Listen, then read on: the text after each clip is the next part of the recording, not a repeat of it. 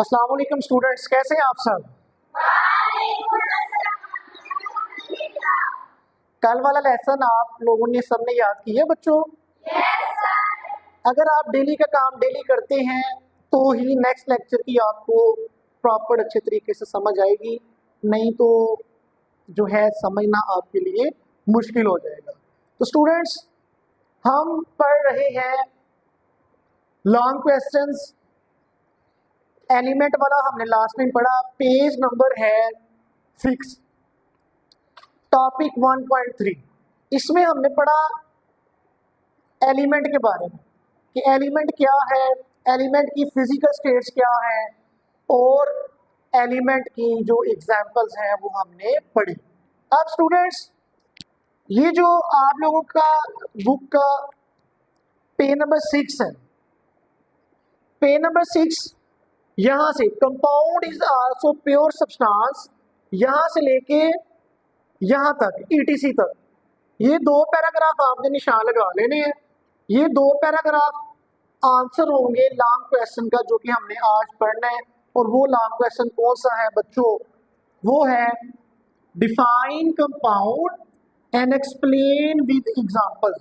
तो आज का हमारा जो काम है, लॉन्ग क्वेश्चन हम पढ़ेंगे और इस लॉन्ग क्वेश्चन का शॉर्ट भी बन सकता है। लॉन्ग में पूछा जाएगा एक्सप्लेन करें एग्जांपल के साथ, अगर शॉर्ट आता है तो कहा जाएगा define compound and give example. तो आपने कंपाउंड की तारीफ करके सिर्फ एक दो एग्जांपल दे देनी है और क्वेश्चन हमारा कंप्लीट। तो स्टूडेंट्स, स्टार्ट करते हैं। बेटा, ये जो वर्ड कंपाउंड है, कौन सा वर्ड है, कंपाउंड। इस कंपाउंड का उर्दू में भी वैसे हम इसको कंपाउंड ही कहते हैं। इसका मतलब है पुट टुगेदर या कंबाइन टुगेदर। ठीक है, मतलब किसी किसी चीजों का इकट्ठा मिलना, ठीक है, या कंबाइन होना, ये वैसे कंपाउंड को हम कहते हैं। ठीक है, कंपाउंड इंग्लिश वर्ड है, ये लैटिन वर्ड से निकला हुआ है। ठीक है, लैटिन में इसको हम कहते हैं पुट टुगेदर। क्या नाम देते हैं, पुट टुगेदर। कंपाउंड की अगर डेफिनेशन की बात की जाए, compound is also a pure substance. जिस तरह एलिमेंट एक खालिस सब्सटेंस थी, मैंने आपको बताया था ना, इसी तरह कंपाउंड भी क्या है, प्योर सब्सटेंस है। It is made up of 2 और more elements chemically combined in a fixed ratio. दो या दो से ज्यादा एलिमेंट जब आपस में केमिकली मिलते हैं तो क्या बनता है, कंपाउंड। क्या बनता है, मिसाल के तौर पर कार्बन और ऑक्सीजन ये आपस में मिलते हैं तो बनेगा CO2, कार्बन डाइऑक्साइड। क्या बनेगा, और इनके जो एटॉमिक मास की रेशियो है वो भी फिक्स होगी। क्या होगी, फिक्स। अब एक कार्बन का एटॉमिक मास 12 है, एक ऑक्सीजन का 16 होता है, तो दो का कितना होगा, 32। कितना होगा, तो ये दोनों 4 पे डिवाइड होंगे, 3 4 12, और 32 जो है ये 8 पे तकसीम होगा, तो ये हमारी फिक्स रेशियो आ गई। इसको हम कहते हैं कंपाउंड। क्या नाम देते हैं, when elements come together they react with each other and form bonds that are not easily break। जब एलिमेंट्स एक दूसरे के पास आते हैं, क्या आते हैं, एक दूसरे के पास आते हैं, रिएक्ट, ये एक दूसरे के साथ रिएक्ट करेंगे और इसके नतीजा पे जो बॉन्ड बनेगा वो आसानी से तोड़ा जा सकता नहीं है। समझ आ रही है, बॉन्ड एक बंधन बन जाएगा आपस में, ठीक है, जो कि आसानी से ब्रेकेबल नहीं होगा। ये था स्टूडेंट्स पहले पैराग्राफ में। अगर हम सेकंड पैराग्राफ की बात करें तो कंपाउंड्स में भी, कंपाउंड्स बेटा याद रखना, मॉलिक्यूलर भी हो सकता है, आयोनिक भी हो सकता है, इंटरमेटैलिक भी हो सकता है, कोऑर्डिनेशन भी हो सकती है, इसके अंदर ऑर्गेनिक कंपाउंड हो सकते हैं, इनऑर्गेनिक हो सकते हैं।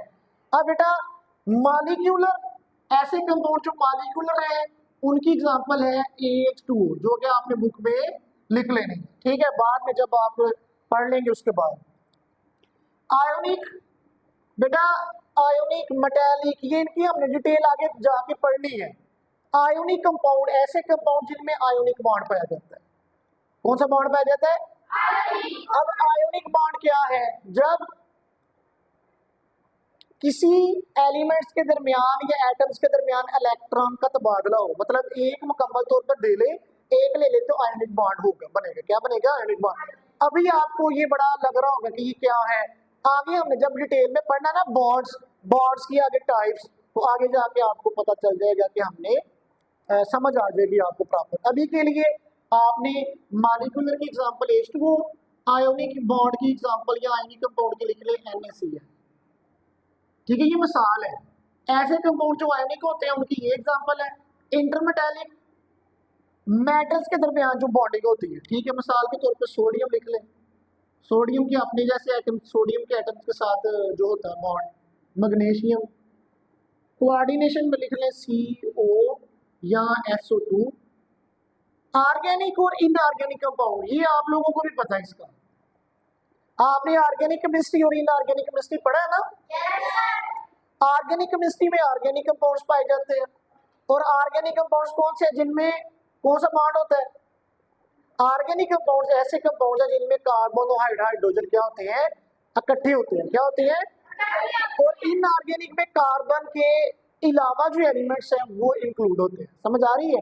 तो इसका मतलब हुआ ऑर्गेनिक कंपाउंड की जो एग्जांपल है, सबसे पहले डेफिनेशन की बात कर लें। ऑर्गेनिक में कार्बन हाइड्रोजन होगा, इनऑर्गेनिक में other than carbon, other than carbon के अलावा एलिमेंट्स होंगे। ऑर्गेनिक एग्जांपल में आप लिख सकते हैं CH4, इनऑर्गेनिक एग्जांपल आप लिख सकते हैं H2O, क्या लिख सकते हैं, H2O या CO2। तो ये था कंपाउंड्स में भी molecular, ionic, intermetallic, coordination, inorganic, organic.